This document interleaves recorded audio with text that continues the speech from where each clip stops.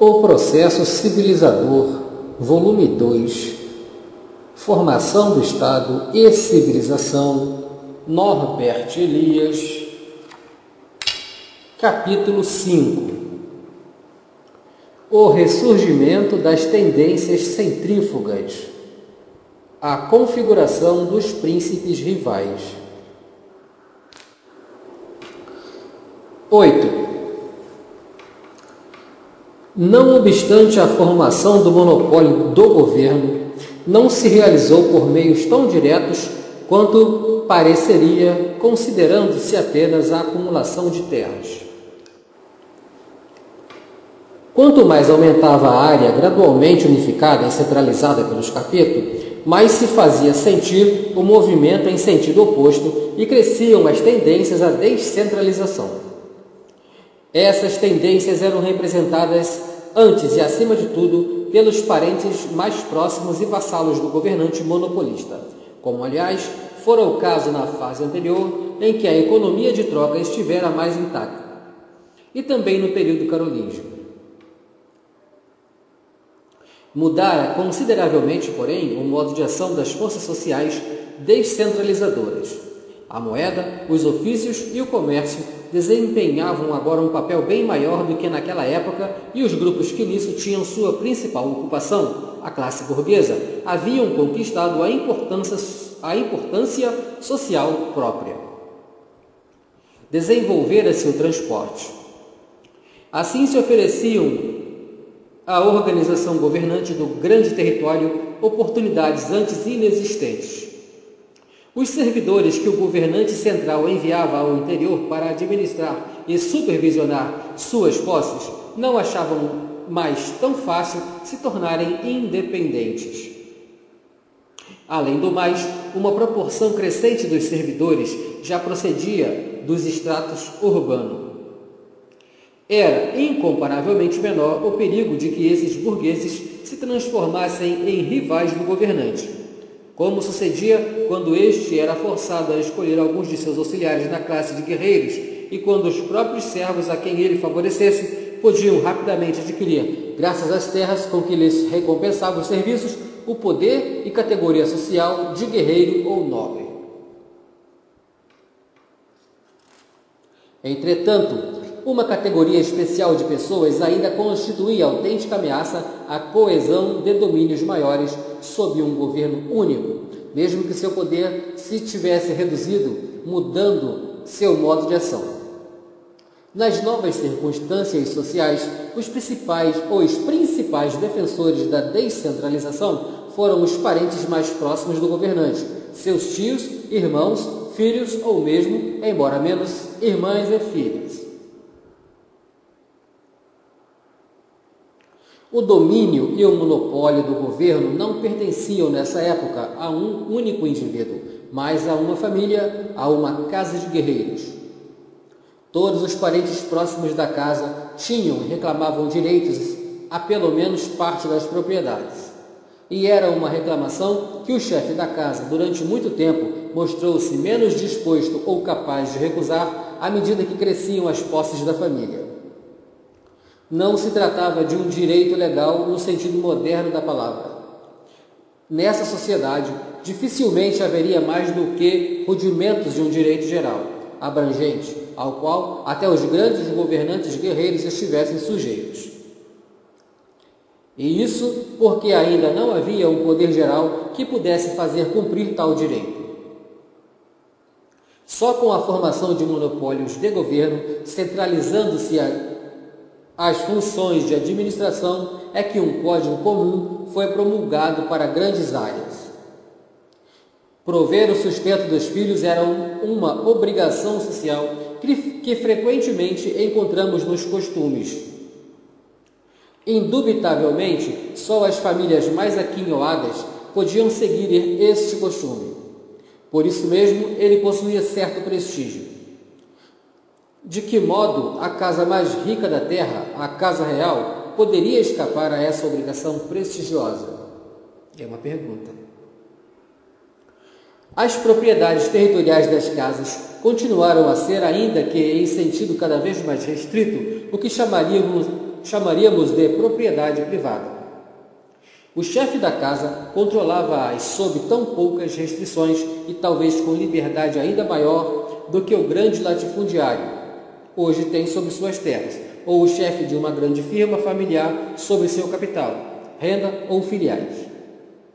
Da mesma maneira que o latifundiário pode dividir uma de suas propriedades para dá-la a um filho mais jovem ou como dote a uma filha, sem perguntar aos rendeiros se o novo senhor lhes agrada, ou o que o dono da firma pode sacar capital para o dote da filha ou nomear o filho diretor de uma subsidiária, sem dever aos empregados a menor explicação, da mesma maneira os príncipes daquela fase dispunham das aldeias, cidades, propriedades e territórios de seu reino.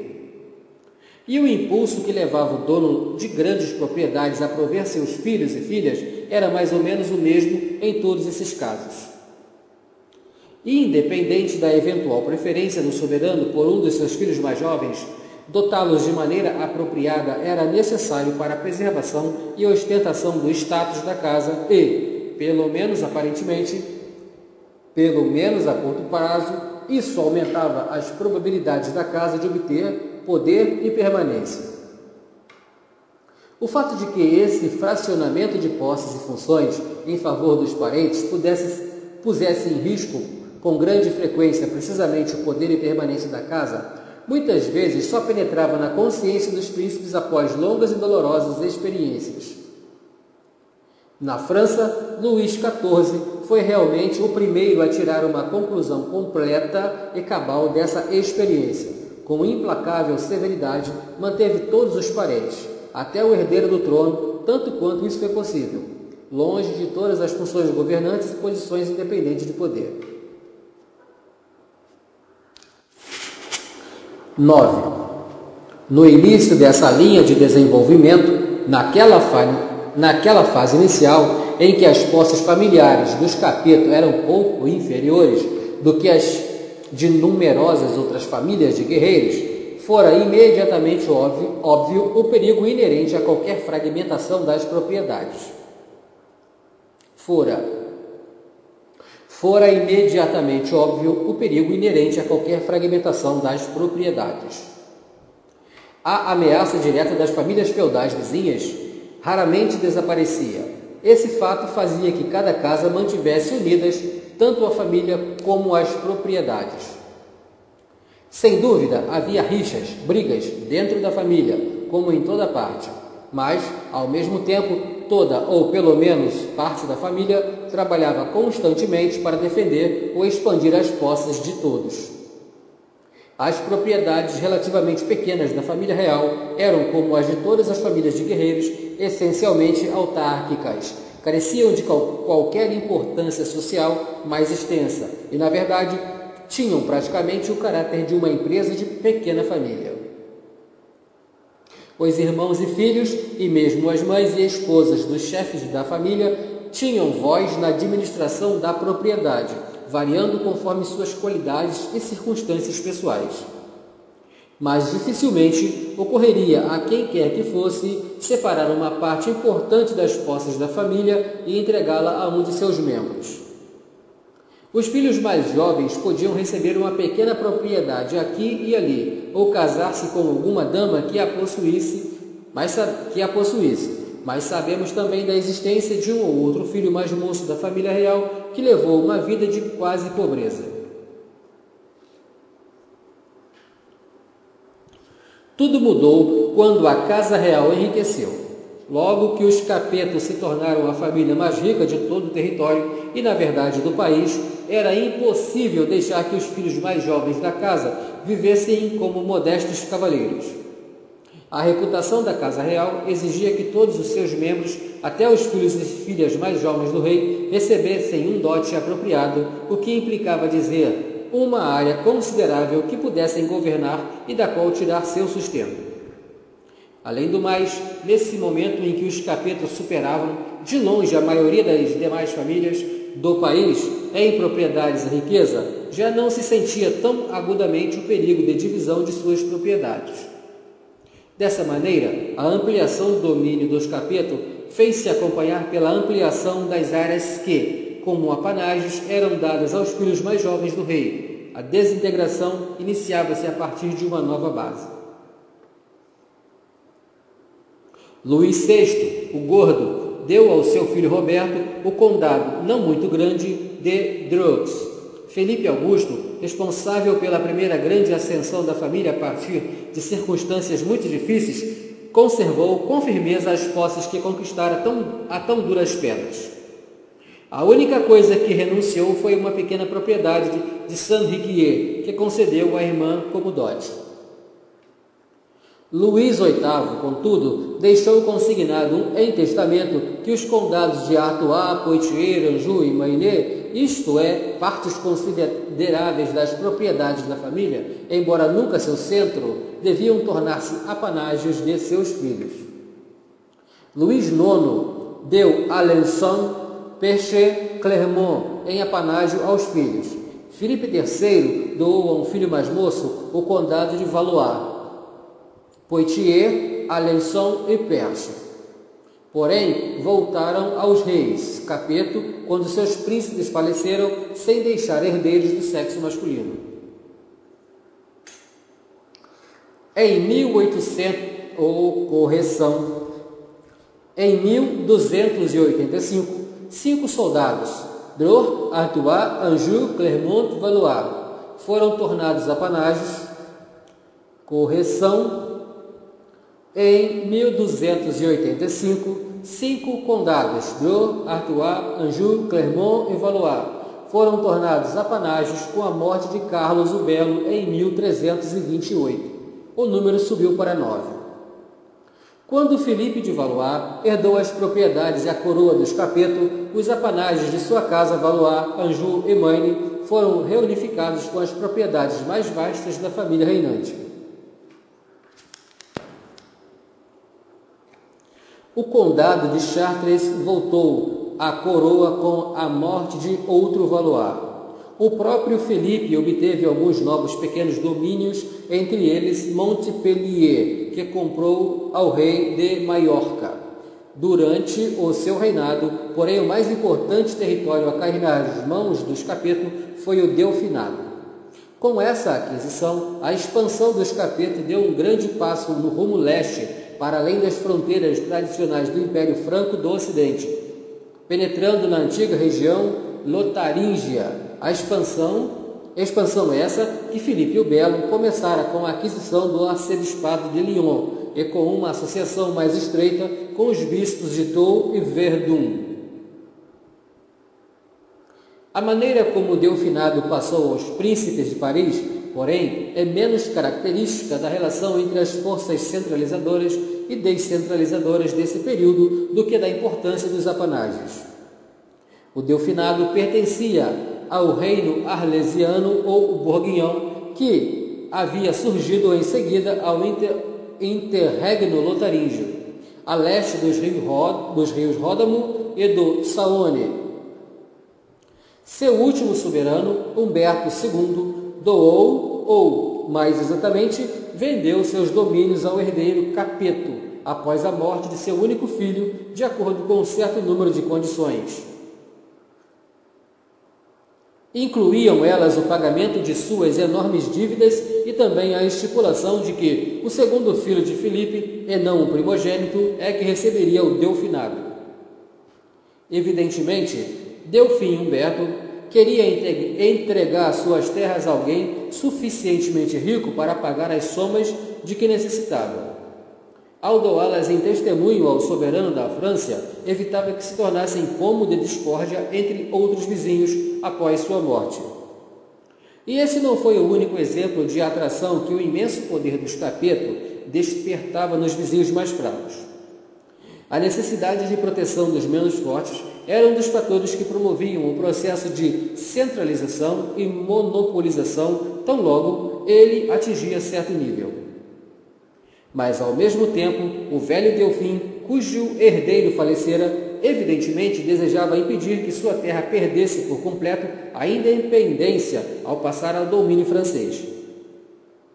Esse é o motivo porque exigiu que o domínio fosse dado em apanágio ao segundo filho do rei.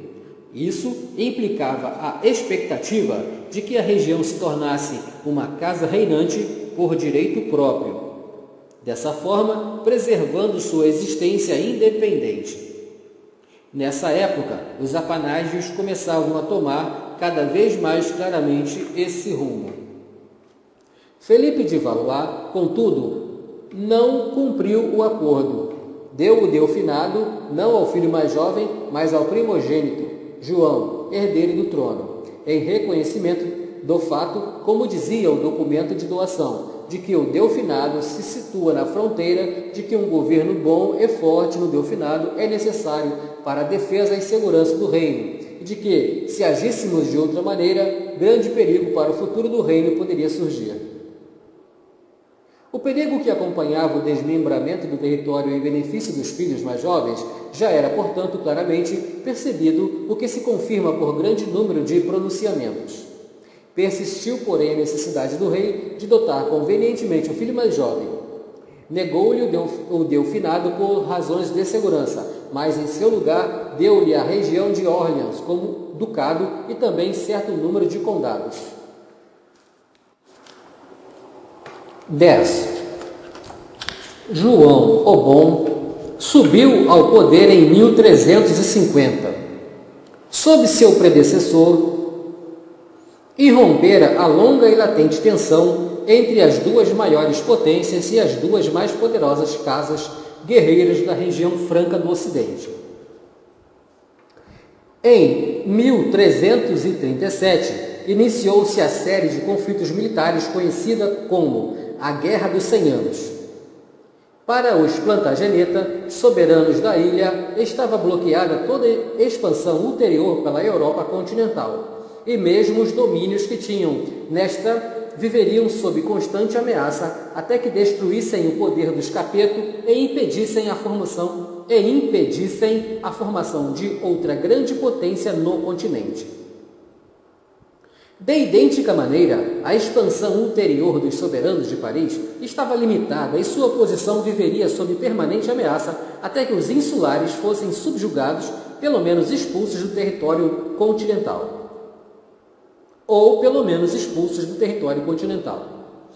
E foi a compulsão irresistível dessa genuína competição que lançou as duas casas e seus dependentes ao conflito e que, por muito tempo, nenhum dos antagonistas teve condições de derrotar inapelavelmente o outro, tornou a luta tão demorada.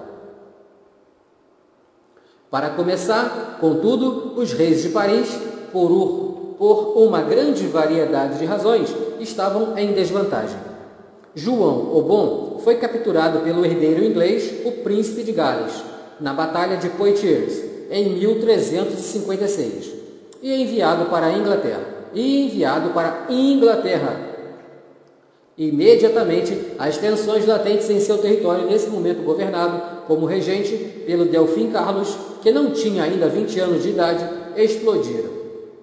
Revolução em Paris, revoltas de camponeses, cavaleiros pilhando o campo.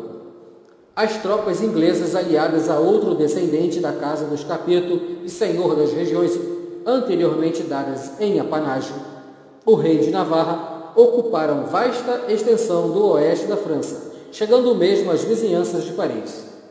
João o Bom, para libertar-se, concluiu um tratado com os Plantageneta e seus aliados, entregando-lhes toda a área interiorana que Ricardo, o Coração de Leão, fora o último a controlar no início do século XII.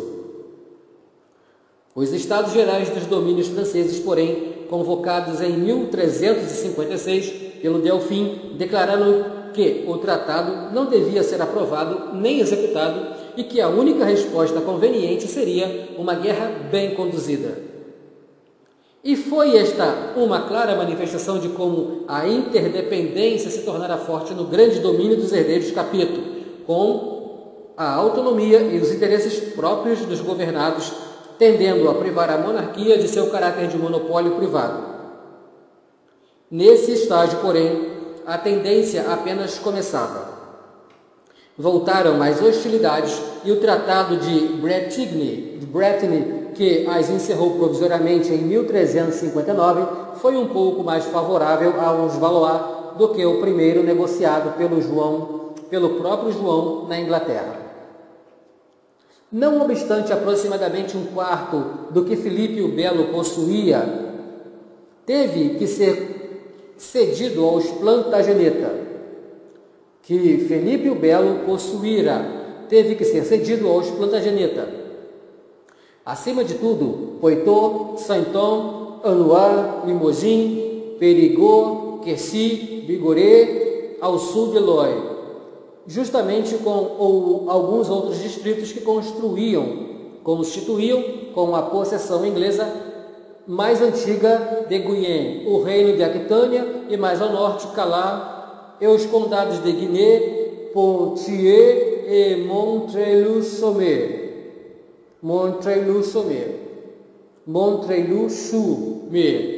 Além de tudo isso, 3 milhões de coroas de ouro, em vez dos 4 milhões exigidos pelo Tratado de Londres como resgate pelo rei. Este último, porém, um homem digno e fidalgo, voltou da prisão inteiramente inconsciente da extensão de sua derrota.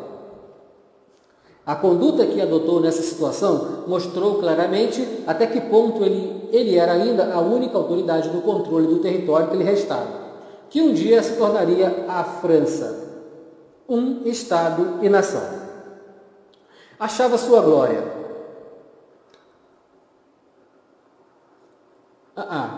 Achava ele que nesse momento sua casa devia ainda mais ostentosamente demonstrar sua glória.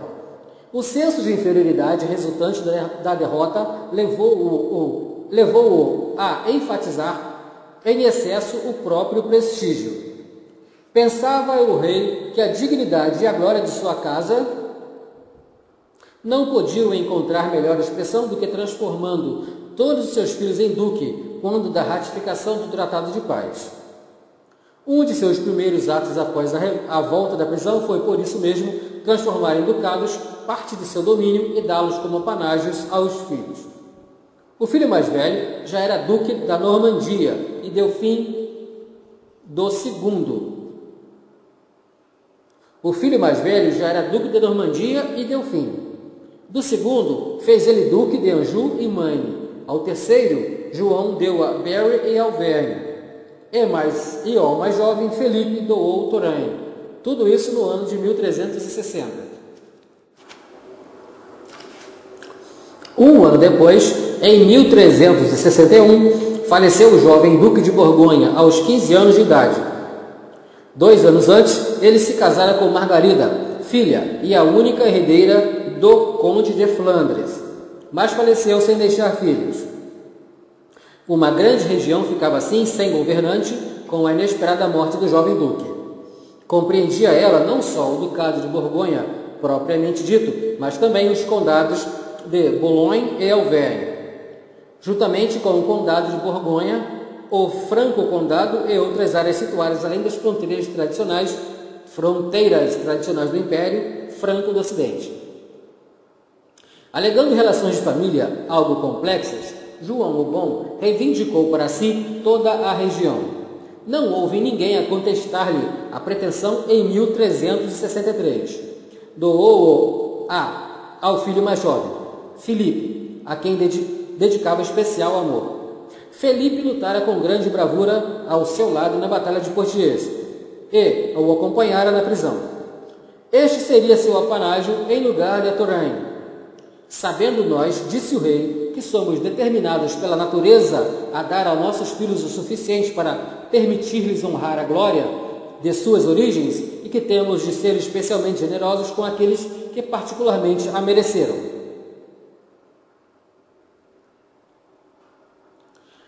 A existência desses apanágios e sua motivação demonstram inequivocamente até que ponto o poder territorial francês ainda conservava o caráter de possessões de família, mas também como isso promovia a sua fragmentação.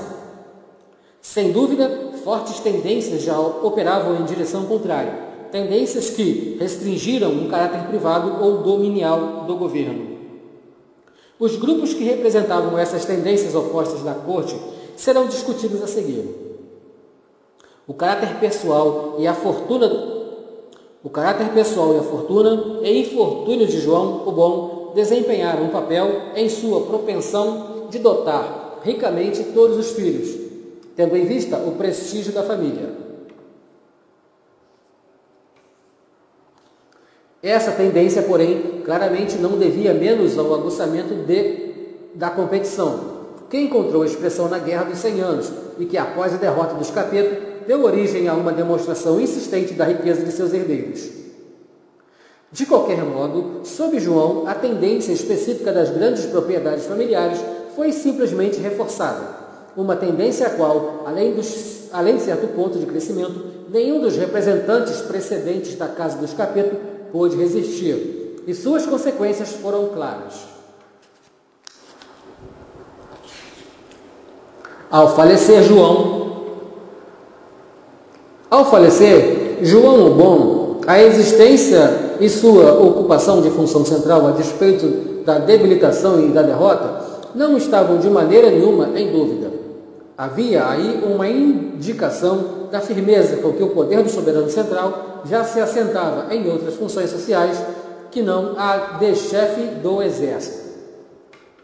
O Delfim, homem fisicamente fraco, mas hábil e experiente, dadas as tribulações porque passara na juventude, assumiu o poder sob o nome de Carlos V.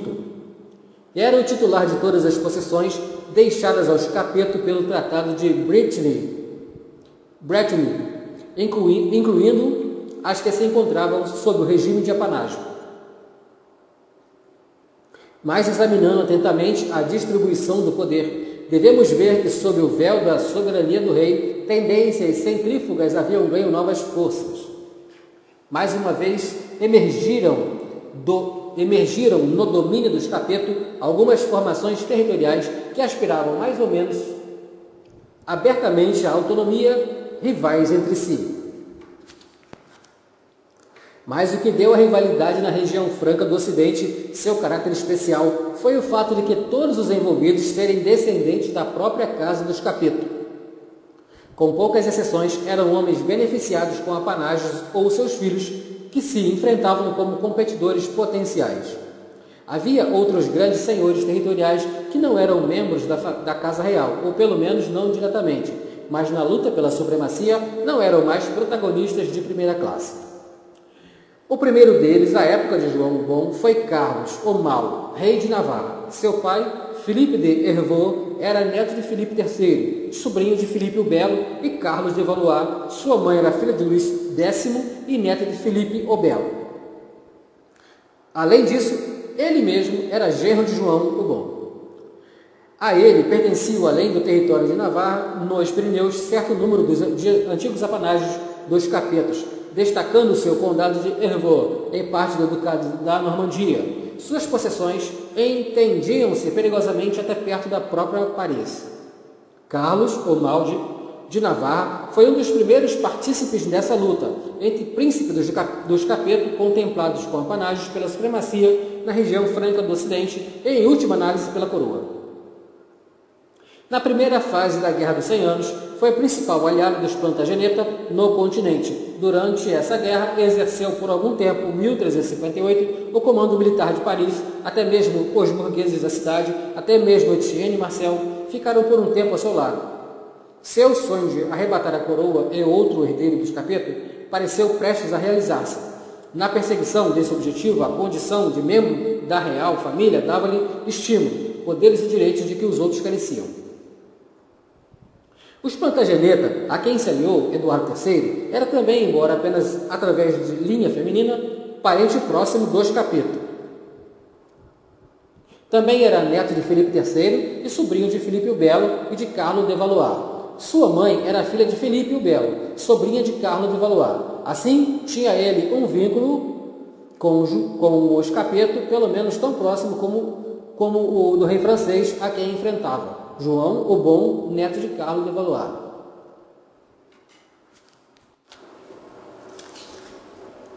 Contíguas ao território dos Plantageneta ao norte, ficavam as regiões que João o Bom dera aos filhos mais jovens, os territórios de Luís, o duque de Anjou, João, duque de Berry, Felipe, o intrépido, duque de Borgonha, juntamente com as terras de Luís, duque de Bourbon. Este descendia dos Capeto através de um irmão de Felipe III, Roberto, conde de Clermont, que se casara com Beatriz, herdeira dos Bourbon. Sua mãe era uma Valois, sua irmã fora esposa de Carlos V. Ele era, portanto, pelo lado da mãe, tio de Carlos VI, da mesma forma que os duques de Anjou, Borgonha e Berry eram pelo lado paterno.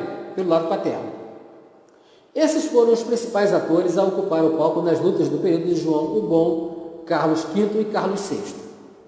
À parte aos Plantagenetas e os Bourbon, todos eles eram senhores de apanágios que provinham do patrimônio Capeto, agora lutando ao seu lado para aumentar o poder da família e depois conquistar a supremacia. Nesse clima de tensões, o fiel da balança inclinou-se inicialmente sobre Carlos V para o Valois reinante. Ao falecer ele, seu filho e sucessor contava com apenas 12 anos de idade. Neste caso, como sempre, as circunstâncias acidentes do ponto de vista de toda a evolução dos acontecimentos estimularam certas tendências já inerentes à estrutura da sociedade. A juventude e a fraqueza do Valois reinante fortaleceram as forças centrífugas que há muito tempo se vinham acumulando e liberaram pressões encobertas. Carlos V absorvera definitivamente o Delfinado nas possessões de sua família. Recuperaram os territórios normandos do rei de Navarra, além de certo número de outros apanágios, como o Ducado de Orleans e o Condado de Auxerre.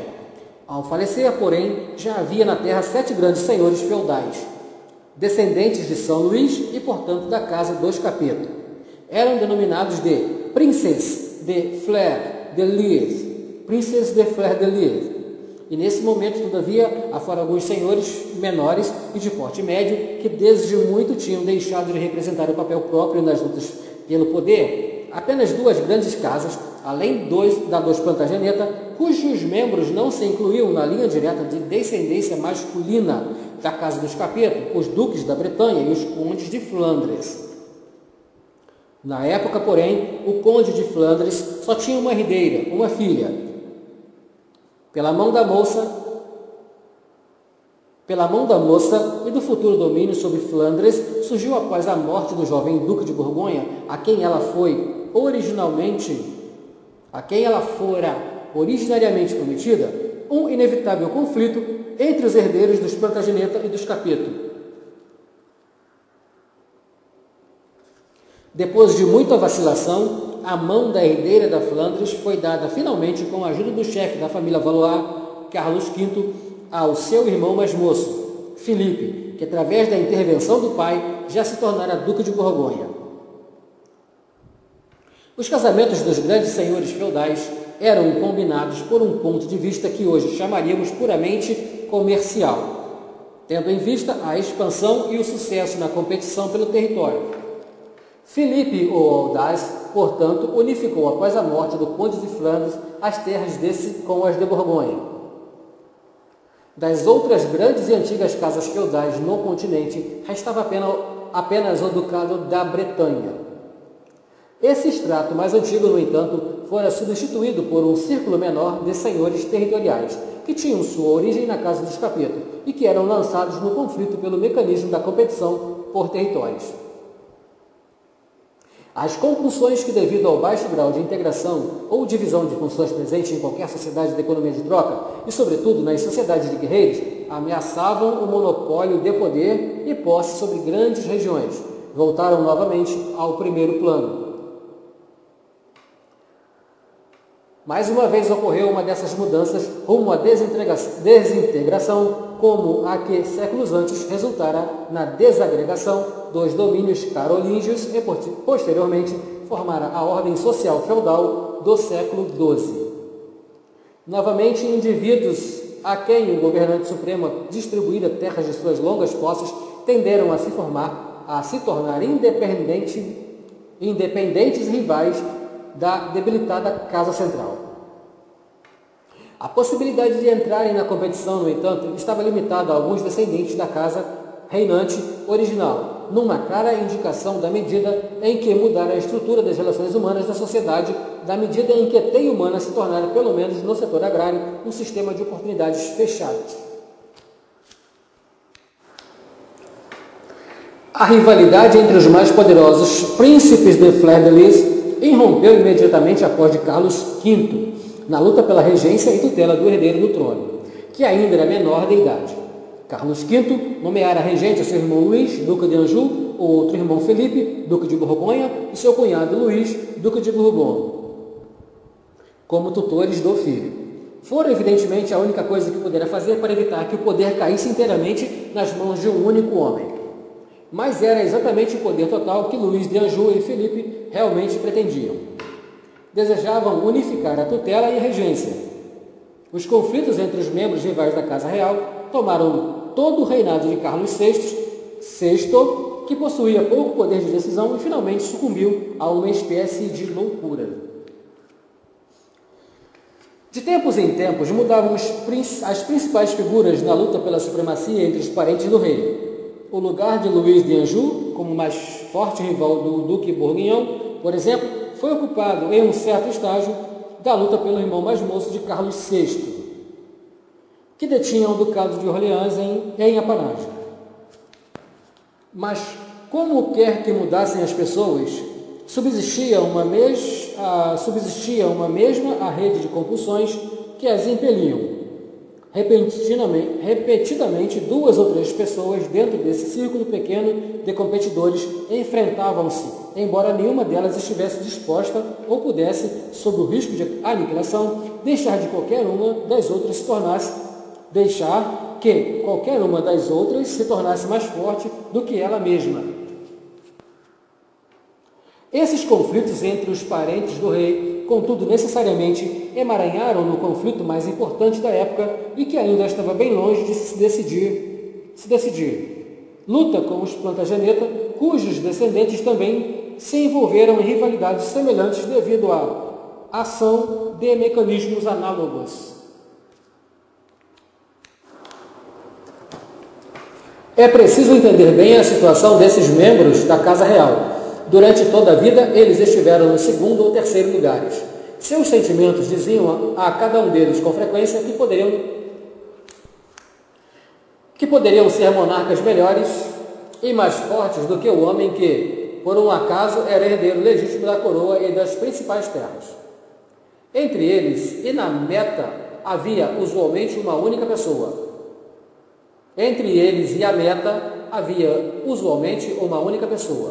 Muitas vezes apenas duas ou três. Na história não faltam exemplos de pessoas nessas condições que falecem rapidamente uma após a outra, abrindo o caminho do poder para o seguinte na linha de sucessão. Mas, mesmo nesses casos, ocorriam duras lutas com os rivais. Nessa situação, os menos poderosos raramente subiam ao trono se pertencesse a uma linhagem secundária da família, ainda que fosse titular dos melhores direitos. Sempre havia outros que lhe contestavam esses direitos, ou os seus poderiam ser mais duvidosos, mas venceriam se fossem mais fortes. Por tudo isso, os que estavam próximos na linha de ascendência ao trono e que já ampliaram uma base de apoio, aumentando suas posses, rendas e poder. Correção. Por tudo isso, os que governavam próximos à linha de ascendência ao trono e que já governavam apanágios de variados tamanhos, preocupavam-se em construir e ampliar uma base de apoio, aumentando suas posses, rendas e poder. Se não tinham acesso direto ao trono, seu governo não era menos rico, poderoso ou ostentoso do que o dos rivais, e, se possível, superando o mesmo do rei que, afinal de contas, nada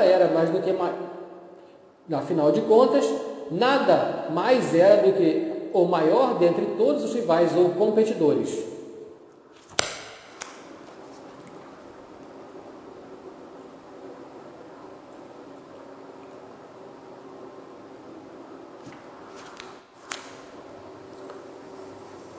Tais eram a situação e atitudes dos parentes mais próximos do fraco Carlos VI, seus tios, não todos, mas alguns e também seu irmão, com certas mudanças, com possibilidades cada vez menores para o segundo e terceiro na linha. Essa atitude essas tensões em volta do trono foram levadas adiante através dos indivíduos dos talentos os mais diversos, até a época em que, com Henrique de Navarra, um governante territorial relativamente pequeno, tornou-se pela última vez rei de França. E, como dissemos acima, vestígios dessas tendências são encontrados até o reinado de Luís XIV. O competidor mais forte entre os príncipes de Fleur-de-Lys era Filipe ou Audaz, filho mais moço de João o Bom. No começo, ele possuía como panágio apenas o ducado de Borgonha. Mais tarde, anexou-se o ducado, principalmente através do casamento, os condados de Flandres, a região de Artois, o condado de Nevers, o baronato de Doncy. Seu segundo filho, Antônio, duque de Brabante e senhor de Antuérpia, tornou-se, por casamento, duque de Luxemburgo, casando ainda o filho com a herdeira dos Reinald. Esses foram os primeiros passos dos senhores de Borgonha para uma expansão por iniciativa própria voltada à fundação de um reino seguro, situado pelo menos em parte fora da esfera de influência dos reis de Paris, no território da atual Holanda. Curso livremente de ação foi adotado pelo irmão de Carlos VI, Luís, o mais forte rival de Filipe, o Audaz, na luta pela supremacia na França. Ambos exploraram com grande presteza e determinação o poder da própria família. Luís recebeu inicialmente como panágio o Ducado de Orleans, sob Carlos V, após a morte de seu tio, Felipe V de Orleans, tornara-se ao patrimônio da coroa. Depois, obteve 3 ou 4 condados e grandes propriedades da Champagne. Adquiriu ainda por compra, graças ao grande dote trazido pela esposa Valentina de Visconti, vários outros condados, incluindo o de Blois. Por último, através da esposa, passou a ser senhor do condado de Asti, em território italiano, e por direito de reversão de resíduos de herança de vários outros territórios na Itália. Os borguinhões se expandiram na direção de Holanda e de Orleans, pela Itália. No antigo território franco do Ocidente, propriamente dito, as relações de domínio estavam consolidadas. A maior parte dessa região pertencia aos reis de Londres ou Paris. E neste contexto, nem mesmo o príncipe de Fleur-de-Lys poderia firmar seus direitos ou competir pela supremacia, se não conseguisse constituir algum poder próprio de escala significativa.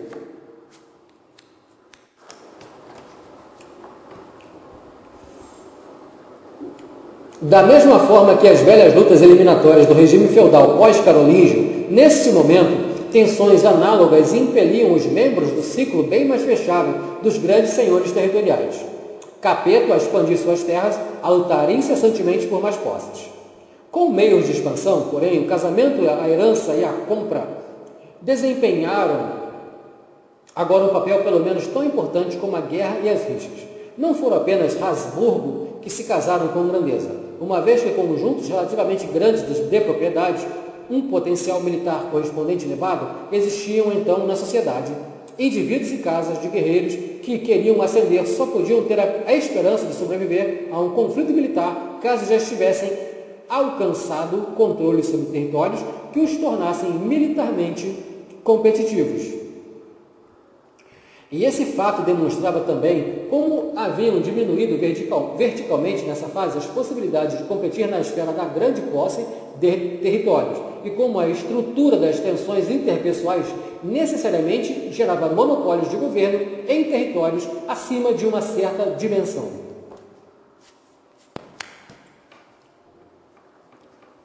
A área franco-inglesa ainda constituía um sistema territorial independente. Toda a mudança em poder social para vantagem ou desvantagem de uma das casas rivais, cedo ou tarde, afetava todas as outras. E assim, o equilíbrio de todo o sistema. Em qualquer momento dado, poderíamos identificar com considerável precisão onde se faziam sentir as maiores e as menores tensões. O balanço de poder, sua dinâmica e curva de desenvolvimento podem ser acompanhados com razoável exatidão. Por tudo isso, a Guerra dos 100 Anos deve ser considerada não apenas uma série de choques militares entre certo número de príncipes ambiciosos, embora fosse isso também, mas como uma das descargas inevitáveis em uma sociedade inçada de tensões, numa sociedade em que se compunha de posses territoriais de certo tamanho, como uma consequência de lutas competitivas entre as casas rivais, e num sistema interdependente de domínios, no qual prevalecia um equilíbrio bastante instável.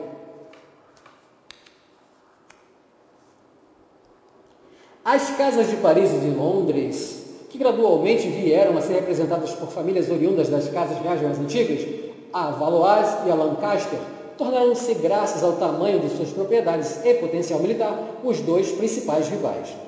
Às vezes, as aspirações dos soberanos de Londres e, ocasionalmente, dos de Paris, chegaram ao ponto de desejarem unificar toda a área franca do Ocidente, os territórios do continente e o extenso reino insular, sob um único governo.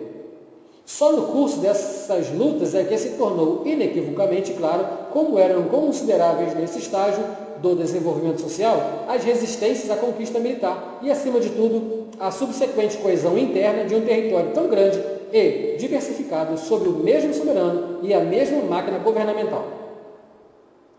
Pode-se indagar se, nesse estágio do desenvolvimento social, a criação de um monopólio central e a integração permanente dos territórios continental e insular sob a supremacia de Londres teria sido possível, caso os Valois tivessem sido completamente derrotados pelos reis da ilha e seus aliados.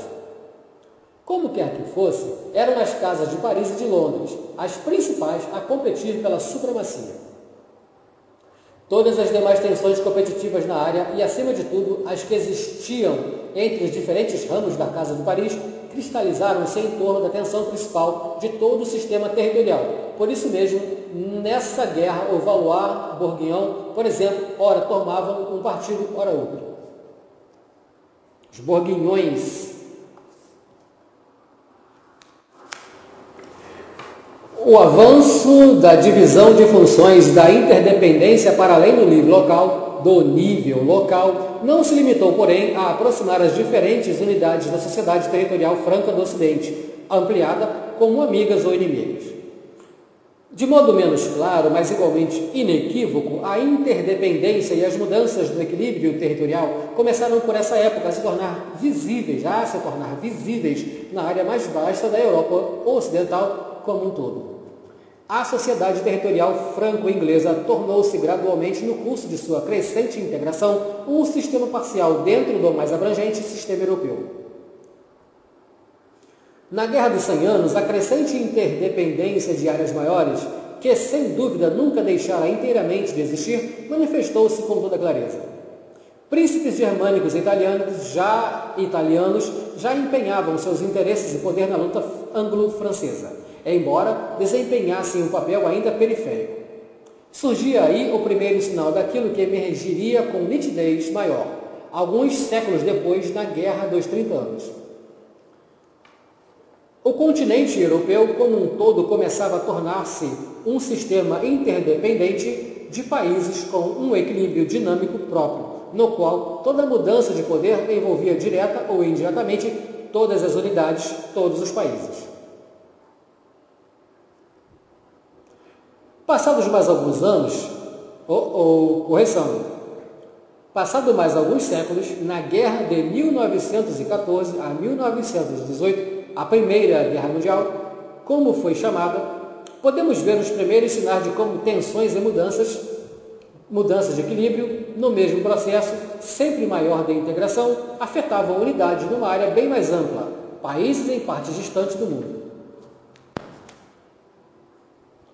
A natureza e os estágios da monopolização, para o qual evoluem as tensões desse entrelaçamento mundial, tal como seu possível resultado, isto é, as unidades maiores de governo que talvez surjam dessas lutas, tudo isso nos aparece apenas vagamente, como se mal tivesse despontado acima do horizonte de nossa consciência.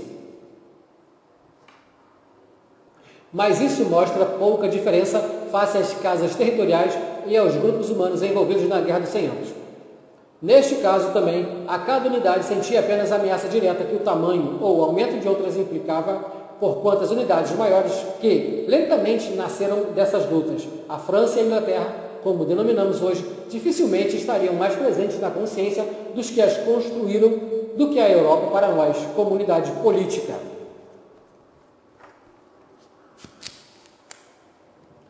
A maneira como tensões isoladas entre grupos e casas rivais foram resolvidas, como o equilíbrio entre os principais protagonistas, os Lancaster ingleses e os Valois franceses, e o Valois de Borgonha, inclinou-se ora nesta, ora naquela direção, como os ingleses conquistaram uma parte ainda maior da terra e mesmo da realeza francesa, e como finalmente, graças ao aparecimento de Joana d'Arc, todas as forças que apoiavam os Valois franceses se uniram numa bem-sucedida resistência e restauraram o fraco rei. Primeiro para coroá-lo em Reims e depois para governar em Paris. Relatos de tudo isso podem ser encontrados facilmente nos livros de história. Não diga. A questão que assim se decidia era se Londres e a ilha anglo-normanda ou Paris e o domínio dos soberanos de França se transformariam no centro da cristalização da antiga região franca do Ocidente. A pendência se decidiu em favor de Paris e o governo de Londres ficou reduzido à ilha. A Guerra dos 100 Anos acelerou e tornou irreversível o rompimento entre o território continental, que só nesse momento se tornou La France, isto é, o domínio dos soberanos da França, e a região de Além-Mar, que antes não passava de uma colônia dos governantes do continente. A primeira consequência da guerra foi, portanto, a desintegração, os ilhéus descendentes dos desintegração, ponto. Os ilhéus descendentes dos conquistadores continentais e dos nativos tornaram-se uma sociedade separada, tomando caminho próprio, criando suas próprias instituições específicas de governo e transformando sua língua mista numa entidade de novo tipo. Nenhum dos rivais conseguia obter e manter o controle de toda a área. Os reis franceses e seu povo perderam finalmente o direito ao reino da ilha. E a tentativa dos reis ingleses de derrotar seus rivais de Paris e recolonizar o continente fracassou. Se o povo da ilha precisava de novas terras, novas áreas para colonizar, novos mercados, teria a partir desse momento que procurá-los mais longe. Os reis ingleses haviam sido eliminados das lutas no continente pela coroa francesa. Num processo não muito diferente, séculos depois, na comunidade dos estados territoriais germânicos, o resultado foi a vitória da Prússia sobre a Áustria. Em ambos os casos, como consequência da desintegração, a integração ficou limitada a áreas menores e dessa maneira tornou-se bem mais fácil. Com a expulsão dos ingleses do continente e a eliminação de seus reis da luta pela supremacia, alteraram-se as tensões e equilíbrio na área. Enquanto os reis de Londres e Paris se apoiavam um no outro com dificuldades e enquanto a luta entre ambos constituía o eixo principal das tensões, as rivalidades entre os vários governantes territoriais do continente tinham importância apenas secundária. Podiam exercer considerável influência na decisão se a luta principal se decidia em favor de Londres ou Paris, mas não podiam diretamente fazer com que qualquer um dos competidores alcançasse a supremacia. Nesse momento, com a partida dos ingleses, a competição entre os vários governantes territoriais e, acima de tudo, a rivalidade entre os diferentes ramos da Casa dos Capeto passou a ser a tensão dominante. O resultado da Guerra dos 100 Anos não decidiu, ou pelo menos não de uma vez por todas, através da qual desses ramos e dentro de que fronteiras a integração dos territórios continentais do antigo Império Franco do Ocidente seria realizada. Nessa direção, portanto, continuou a luta. Nos últimos anos de Carlos VII, havia, além da Casa de Paris, pelo menos 8 outras grandes casas que podiam lançar seu peso nas lutas decisivas pela supremacia. Eram elas as casas de Anjou, Alençon, Armagnac, Bourbon, Borgonha, Bretanha, Dreux e Fouard. Todas elas já eram representadas por vários ramos. A mais poderosa era a Casa de Borgonha, que, tendo na Borgonha e em Flandres o núcleo de seu poder, trabalhava com tenacidade em um só propósito para criar um grande domínio no espaço da antiga Lotaríngia, entre o Império e a França. A rivalidade entre a Borgonha e os reis de Paris formava então o principal eixo do sistema de territórios feudais, do qual, com a vitória da última, a França finalmente emergia. Mas, no começo, as casas de Bourbon e Bretanha eram também centros de poder de grande importância. Com exceção da última, a Casa Ducal da Bretanha, todos os membros das famílias mencionadas eram descendentes ou parentes de pessoas que haviam recebido apanágios dos capítulos e, por consequência, prolongamentos seus. O feudalismo senhorial pós-carolíngio encolhera, como disse um autor, e se transformara em feudalismo principesco, capeto. Dos conflitos entre as muitas grandes e pequenas casas de guerreiros da região franca do Ocidente, emergira vitoriosa uma única casa. A região se tornara um monopólio dos descendentes dos capeto. No decorrer das gerações, porém, a família e as posses territoriais por ela acumuladas haviam se dissipado mais uma vez e, nessa época, ramos diferentes lutavam pela supremacia. A formação do monopólio não ocorreu em linha reta, como pode parecer à primeira vista. O que temos ante os olhos, no período que se seguiu à Guerra dos 100 Anos, não é ainda a concentração ou centralização completa de poder num único lugar, e num par de mãos, mas num estágio no caminho para a monarquia absoluta. Tinha-se estabelecido um estado de competição altamente restrito.